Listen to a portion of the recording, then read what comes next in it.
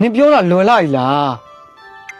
ငါနှလုံးသားနဲ့အရင်ဒီတန်ရောစင်နဲ့အခြေပြုတ်ပြီးဝေစုတော်ခွဲမပေးပဲမင်းမငါချစ်ခဲ့တာလေလမ်းခွဲမပေးနိုင်ဘူး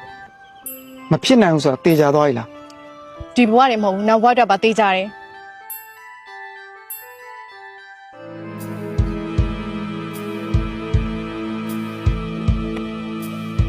ဒီနေ့ဒီချိန်ကနေစပြီးမသိစိတ်ကနင့်ကိုတတိယနေရင်တော့အသိစိတ်ကရိုးချောင်ဆောင်ပြီးတော့ငါနင့်ကိုမေ့ပြလိုက်မှာနော်ဒီဖုန်းထဲမှာနင့်တက်ပုံနေနင်နဲ့စာပို့ထားတာအများကြီးရှိတယ်ဒလိလုတ်လိုက်ရင်ပြတ်သွားမယ်ဆိုတော့ငါသိပြင်မဲ့ဘဝမှာအရေးမပါတဲ့သူအရာပေးမိလို့အနာလေးနဲ့ကြံခဲ့ရတဲ့အထိမ့်မှတ်အနေနဲ့